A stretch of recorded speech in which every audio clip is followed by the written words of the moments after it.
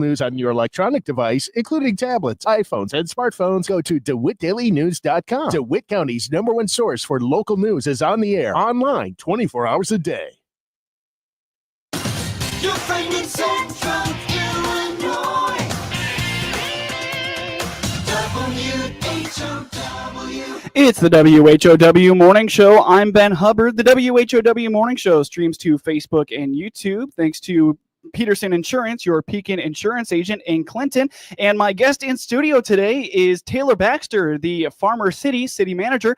Taylor, I've heard your voice many times on the radio and writing stories and stuff, but it's a pleasure to finally get a chance to talk. Yeah, appreciate it, man. Thank you for doing this. And really excited to be here once again, whether it's with Seth or with you. I appreciate the opportunity. So thanks, man. Well, let's get right into it. Heritage Days. I mean, the biggest thing that happens in Farmer City every year. I know I got a chance to go out there on Thursday night to do a short broadcast out there, and looked like people were having tons of fun. Heard about all the fun activities and stuff.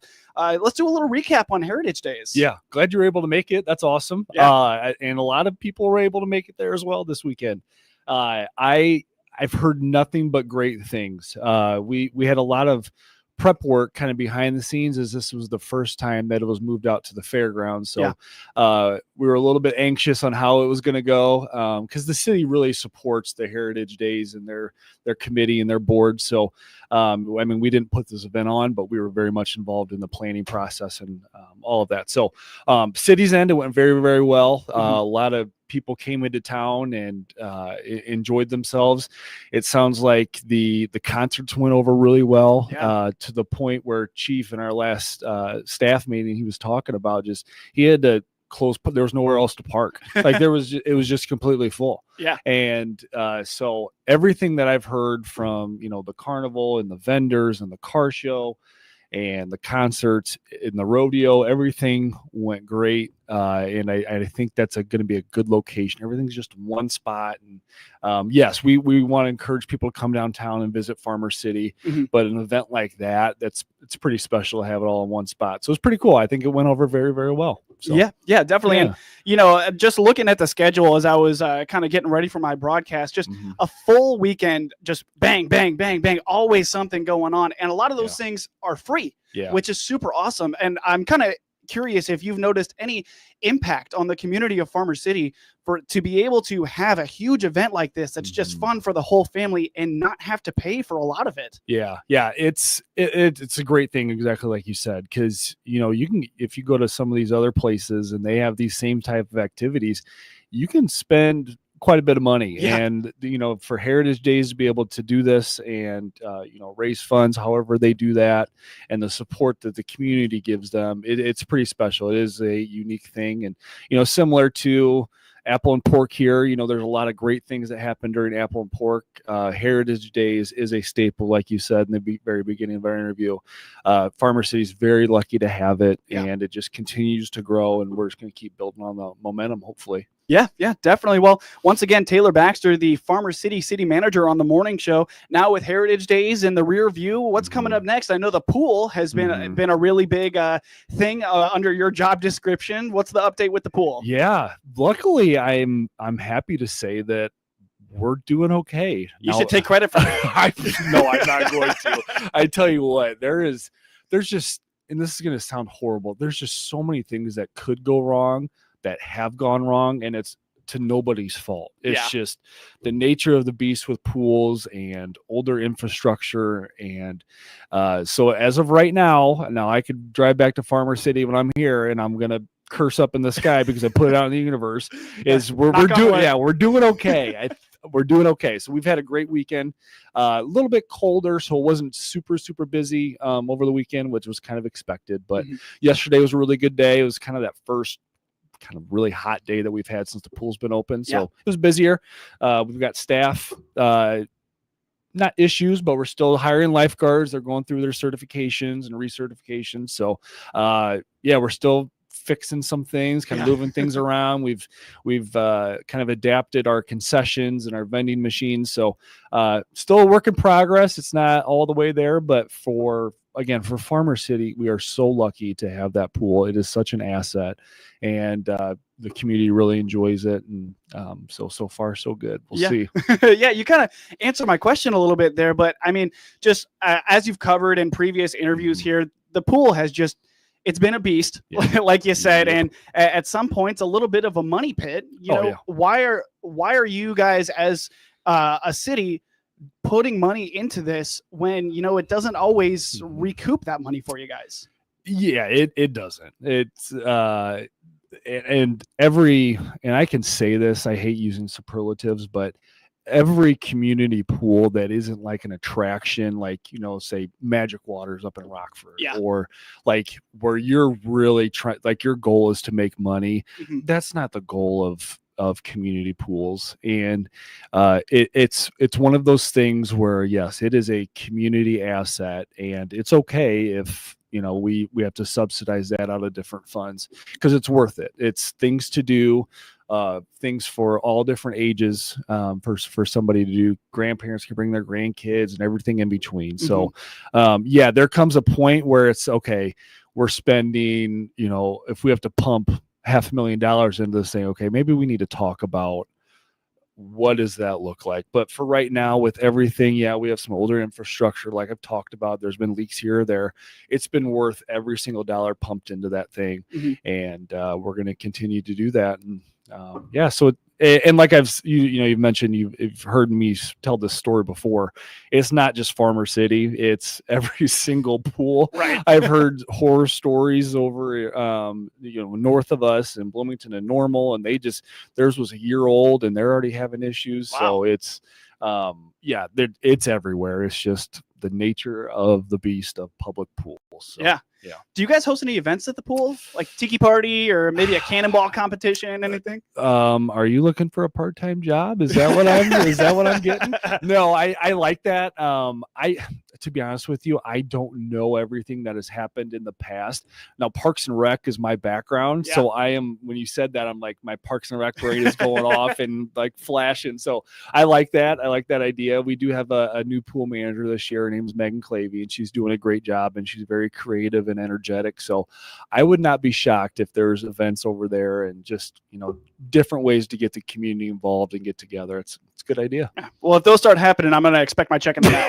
There we go. We'll get you a portion. That's right. Well, now that we've covered the pool, what else has been keeping you busy over in Farmer City, Taylor? Yeah, if I can touch on, and I know Seth did an article on this already, but Farmer City was awarded the ITEP grant. Yeah. That was a huge relief, and a lot of time and effort. And I talked about this before. Again, I think it was on the phone when Seth called me about it. Was just Sue McLaughlin did a great job getting everything prepared with our engineers, with IDOT, to just be ready if we got that announcement that we got it, that we're ready to go. And that's where we're at. So Sue did a lot of the heavy lifting on this. I mean, I got awarded when I was here, but I really didn't do a whole lot. I won't take the credit for it. It's a great thing, and it doesn't matter who gets the credit for it, because it's a great thing for Farmer City. So this sidewalk, we got awarded $488,000, just a little bit above that. Great. For a little over half a mile of sidewalk. To me, that is just crazy, the amount of money that goes into that. But it's really going to improve safety, because there's people that walk. For those that don't know, it's from that four-way intersection in Farmer City. That's kind of our main intersection. The old Casey's that's there, and you head, would that be kind of north-ish along 54 to the newer Casey's a little bit past that. So that's about a half mile, and there's a lot of people that walk that ride their bikes, and this is going to be certainly it's going to improve the walkability, rideability, and just safety overall. So we're really excited for that. So we're kind of in the next phase. We're working with our engineers, and we've sent everything off, and we're kind of waiting now. So, but just huge news, awesome things happening in Farmer City. We've got street projects that are going on. We've got another sidewalk project in town. It's called the Safe Route to Schools project. Again, that's another project that Sue worked on when she was here, and those things are continuing to move forward. But then we just had our council meeting last night, which I know we're going to get into later. But every day is something, man. Yeah. It's a lot. Little old Farmer City. I say this every time I'm on here. For such a small town, there's so many good things happening over there, and just lucky to be a part of it. We got a great staff, great community, great council and mayor that are very supportive. So all good stuff happening. Yeah, definitely. I mean, when you hear about, a town getting a grant for something that's just going to make the city safer, it always gives you that warm and fuzzy feeling that you're just doing the right thing in your position. Yeah, because city doesn't always get the best rap, wherever you're at. It's just the government is bad. I've got my air quotes for those that can't see it on the radio. It's just nice to have good news. Definitely. I love good news, and this is one of those good news stories that I'm going to continue to share until my last breath. So, yeah. Well, Taylor, any last things on the ITEP grant before we take a quick break here? No, I think we're good for that. Not a whole lot left on that one. All right. Awesome. Well, once again, Taylor Baxter, the City of Farmer City city manager on the WHOW morning show. We'll be right back. WHOW.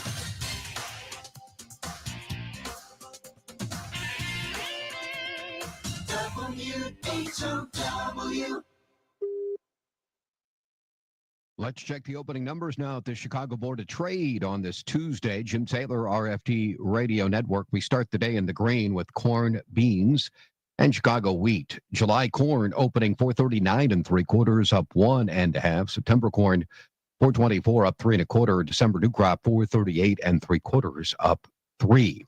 July beans starting the day 1040 1/4, up 6 3/4. August beans up 5 3/4, 1033 1/4. November beans 1021 1/4, up 4 1/4.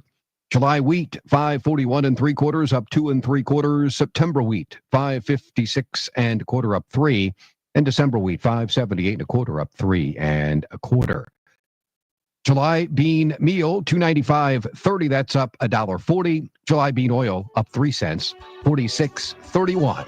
Opening numbers on this Tuesday. Jim Taylor, RFD Radio Network. Baum Chevrolet Buick offers full transportation options while giving you peace of mind. This is Scott Baum from Baum Chevrolet Buick here in Clinton. This is what we do every day. We listen to you, give you options for routine maintenance, major mechanical problems, or collision repairs with a staff that's knowledgeable to find the best option for you. Baum Chevrolet Buick, your full-service dealer. See us at BaumChevyBuick.com right from the start. If you've got allergies this season, we have relief. CEO Paul Scarron here from Warner Hospital and Health Services in Clinton. Come to our walk-in clinic inside our family medicine. No appointment, no problem. See our icon at DeWittDailyNews.com. DeWittDailyNews.com is the area's leading local news source 24 hours a day, 7 days a week. Get the latest local news, obituaries, police blotter, weather forecast, and more with no paywall. Head to DeWittDailyNews.com to get the local information you need to know. Your friend in Central Illinois, WHOW. It's the WHOW Morning Show. I'm Ben Hubbard. The WHOW Morning Show streams to Facebook and YouTube thanks to Peterson Insurance, your Pekin insurance agent in Clinton. And we continue in this segment with the City of Farmer City City Manager Taylor Baxter. Taylor, while we're on the topic of the ITEP grant, let's move over to another grant that was received out there, and that is the grocery co-op. They just got some money from the DeWitt County Development Council, and we heard a little bit about that from Kurt Homan, but I want to hear more from your perspective on that. Really excited for this one, Ben. And I've kind of mentioned the grocery co-op before, and it's an idea that a couple of locals had for Farmer City doesn't have a grocery store, which is a real issue, and being able to get fresh food. We have our Casey's, we have our Dollar General, we have Huck's. There's really nowhere else to get fresh food. So this grocery co-op is a great idea. They're kind of still in the beginning phases of what that could look like, and they've applied for some grants here or there, but they did get one from DCDC. So we're very excited for that. They got, I think $4,000 is what Kurt said, and it's going to go towards a new cooler, and it's going to go towards a point of sale system, because they are doing certain things out of that facility already. And they're doing, this is going to sound bad, and Laura's, if she listens to this, Laura, I'm going to screw it up, so I'm sorry. But it's these basket types where they're able to go to different farms that are in the area, and whether it's meats, vegetables, fruits, that sort of thing, that they've kind of started a little bit. So they have some customers, and this is going to certainly help them with that endeavor. Now they want to grow bigger. They need more investments and more grants, and that's what they're working towards. But for right now, yeah, this DC grant is going to help them get some things started, and really excited for them because it is a really, really good thing for Farmer City. And again, I feel like I'm a broken record, but Seth's not sitting in front of me, so I'll say it. It's new to me. Yeah, so I'll just say it to you. For a community, there's three things that you really look for that shows that it's doing well. Mm-hmm. You've got your access to healthcare, which we do. We have a facility. It's not the John Warner Hospital like here in Clinton, but we do have a facility for healthcare. Mm-hmm. You have your own police force, which we do, and then a grocery store, mm-hmm. which that's kind of the last missing piece. Now, if we get a grocery store or grocery co-op, it's not going to solve all the world's problems in Farmer City, but that just shows that we're moving in the right direction. People are interested. There's a lot of great feedback from it. So we'll see what happens, but it's a great start for them. Yeah. And so my fiance, she went to school up in rural Minnesota, Mm-hmm. and about an hour south of the Twin Cities, for anyone who knows Minnesota Mm-hmm. geography. Mm-hmm. But they had a grocery co-op there, and that was like the best place to go, and it's really great to hear that it's like you guys are not just bringing a Walmart into town or some big super center. It's local. And so having that co-op Mm-hmm. is a great way to make sure that your community is getting the healthy and nutritious and organic foods that they need, and providing that need without bringing some huge, corporation into town. Right. Yeah. Perfectly said. I got nothing. I know it's kind of I've never really said that before on this show. I got nothing. That was perfect. Great. I agree. All right. Well, moving down the line here, and congratulations to the grocery co-op for getting through the DC grant process. Mm-hmm. Looking ahead to the city council agenda, what was on the agenda? What did you guys talk about? Yeah, we had a couple of things last night. The first one was appropriations. So every city that is under, I believe it's 500,000, the state of Illinois has you work through what's called appropriations. Mm-hmm. So we have our budget that we already passed. Our budget is May 1st to April 31st every year. Mm-hmm. And that's kind of our guiding document. It tells us where we want to go, where we want to spend money. But let's say something were to happen and we need to go over a budget line item. We're able to do that as long as it's within this appropriations document. So this is basically our budget again, Mm-hmm. but it includes our beginning fund balance that we brought over from last year, where we didn't spend everything that we needed to, and it also has our budgeted documents of things that we're expected to spend, and it kind of puts it all into one document. And legally we cannot go over our appropriations. Okay. Budget wise, we can within reason. Appropriations, if we go over the line item that we have in here, not good. So this is really our guiding document on, again, this is catastrophic things. If unexpected things that happen, okay, we got to figure out how we're going to do this because Mm-hmm. it's over our appropriation. So kind of a weird thing, but just one of those things that the government requires us to do and holds us accountable. So all good stuff there. No real issues. We do it every year. So how big is the difference between what you guys are budgeting for versus what your appropriations are? Kind of depends on what the line item is. Okay. Some of them, like our audit fund, is definitely a smaller amount. And yes, there's going to be, we have reserves in certain areas, because a part of this too, and this is going to get a deep dive into municipal finance, but we have what's called our enterprise funds, which are the ones that take care of themselves. So by the user fees. So our garbage, water, sewer, and then the city of Farmer City has our electric as well. Yeah. So those ones have some funds that are built up because simply they can't be transferred over to the general fund because they are specific to that category. Right. So those ones do have some funds that are built up over time, and we're making sure that we spend those appropriately. But then our general fund, that's when we kind of split it up between police, streets, general administration, mayor, council.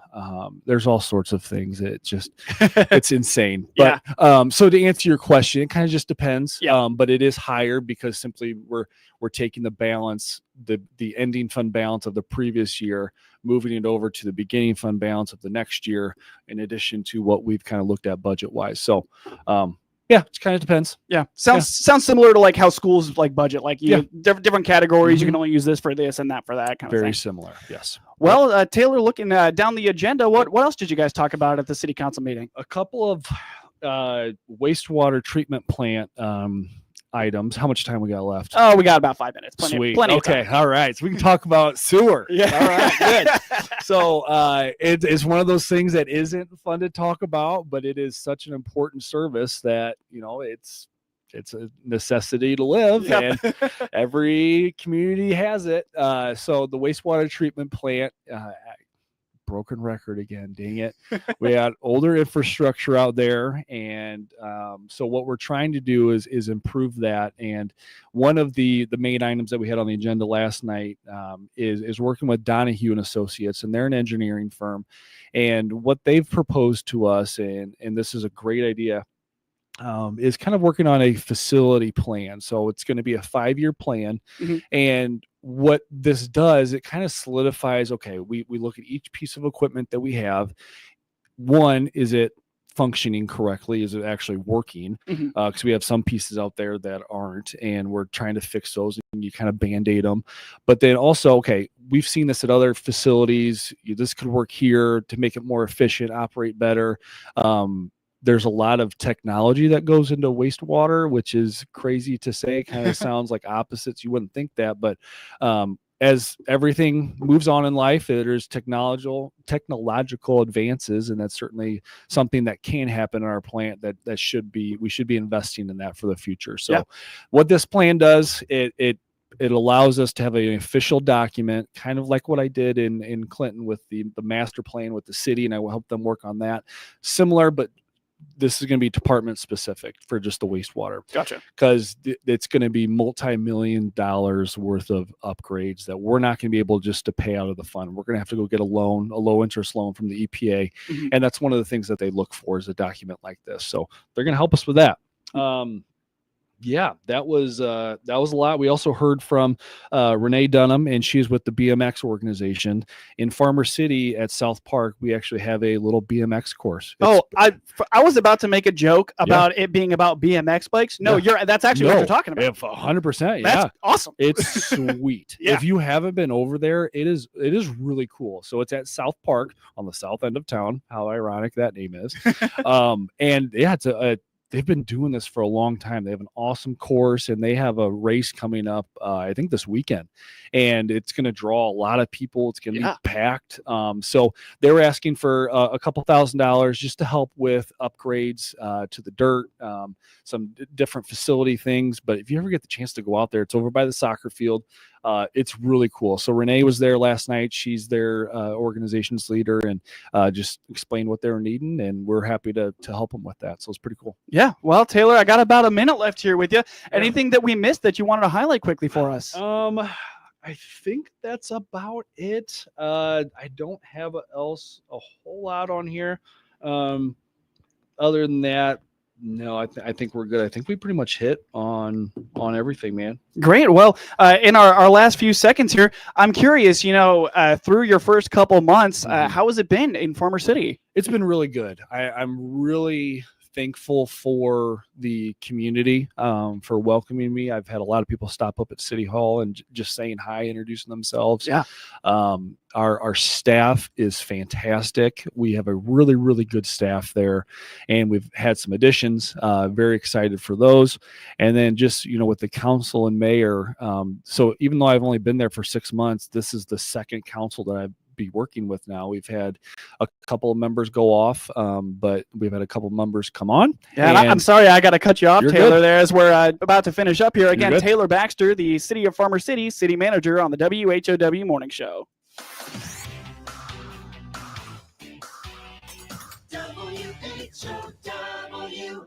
The Big 1520 WHOW Clinton, 92.3 FM, W222 BG Clinton, 106.5 FM.